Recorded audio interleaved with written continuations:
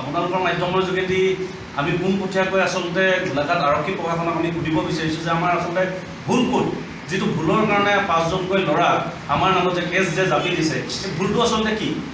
আমাৰ কি ভুল এয়ে হ'ল নেকি যে জয় অসম ক'বলৈ আৰু লিখিবলৈ দিয়াটোৱে ভুল হৈছে নেকি? যে আমি অসমীয়া ভাষাত নিজৰ ভাষাটো ব্যৱহাৰ কৰিবলৈ বা লিখিবলৈ দিয়াটোৱে আমাৰ ভুল নেকি? কিন্তু এই ভুলটো যদি কাৰণে এই ভুলৰ কাৰণে যদি আপোনালোকে আমি স্পষ্ট ভাষাৰে কৈছোঁ, যদি অসমীয়া ভাষা জয় অসম কোৱা আৰু অসমীয়া ভাষাটো লিখাৰ কাৰণে যদি আপোনালোকে আমাক ভুল বুলি কৈ কেছ কৰিব পাৰিছে, তেন্তে কিন্তু স্পষ্ট কথা যে হাজাৰটা কেছ কৰি থাকক, আমি জয় অসম ক'বই লাগিব আৰু লিখিব লাগিব, এই কথাটো স্পষ্ট ভাষাৰে কৈছোঁ।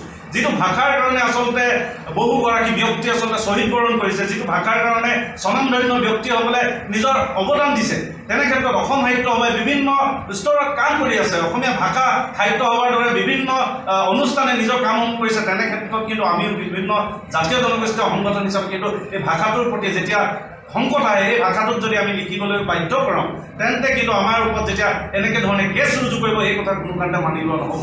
ইতিমধ্যে উপৰোক্ত বক্তাই কৈ গৈছে যে যোৱাকালি হোৱা এটা সংগ্ৰাম, আচলতে এই সংগ্ৰাম অকল মুচি দিয়া সংগ্ৰাম নহয়, এই সংগ্ৰামখন হৈছে অসমীয়া ভাষাৰ প্ৰতিষ্ঠাৰ সংগ্ৰাম, য'ত জয় অসম লিখিব দিয়া হৈছে, অসমীয়া ভাষা লিখিব দিয়া হৈছে, অসমীয়া ভাষা ক'বলৈ দিয়া হৈছে।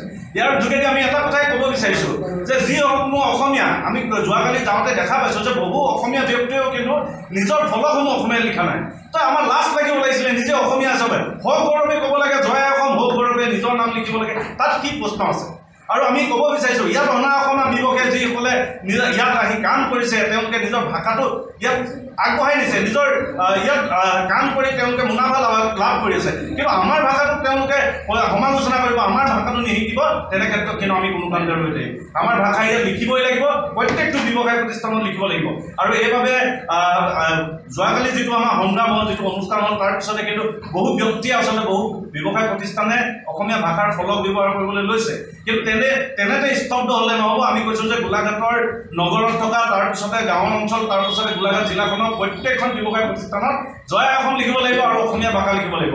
যি সময়লৈকে শেষৰ দোকানখনলৈকে অসমীয়া ভাষা প্ৰয়োগ নহ'ব, তেনে ক্ষেত্ৰত কিন্তু আমি কোনো কাৰণতে কাণ্ড নাথাকোঁ। আৰু এটা কথা পুনৰবাৰ স্পষ্ট ভাষাৰে গোলাঘাট আৰক্ষী প্ৰশাসনক আমি কৈ থ'ব বিচাৰিছোঁ যে আমাৰ ওপৰত যিমানেই কেছ আপোনালোকে জাপি থাকক, কিন্তু অসমীয়া ভাষাৰ কাৰণে যিখন সংগ্ৰাম আগবাঢ়িছে, এই সংগ্ৰামত কিন্তু আমি সহযোগিতাই সপৰিপাতে নামি আহিছোঁ, কোনো কাৰণতে আমি ক্ষান্ত নাথাকোঁ। ধন্যবাদ।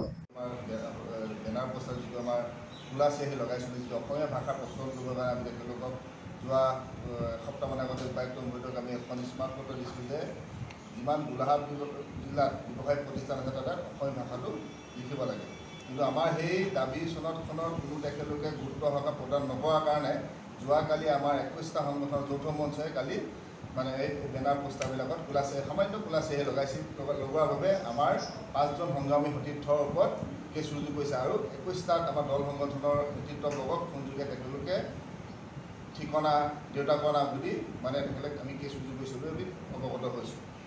তাৰ পৰিপ্ৰেক্ষিতত আমি গোলাঘাট প্ৰশাসন তথা আৰক্ষী প্ৰশাসনক জনাব বিচাৰিছোঁ যে সিদিনা শিৱসাগৰ প্ৰশাসনে এখন নটিফিকেশ্যন জাৰি কৰিছে, শিৱসাগৰ জিলাত যিমান ব্যৱসায়িক প্ৰতিষ্ঠান আছে সকলোতে ব্যৱসায়িক প্ৰতিষ্ঠান অসমীয়া ভাষাটো ডাঙৰ আখৰে লিখিব লাগিব। অসমৰ সংবাদ জগতখনৰ বাবে এক সুখবৰ। নৰূপ নসাজেৰে প্ৰায় 30 বছৰীয়া অভিজ্ঞতাপুষ্ট সাপ্তাহিক কবচ পুনৰ এবাৰ ৰাজ্যৰ মাজলৈ।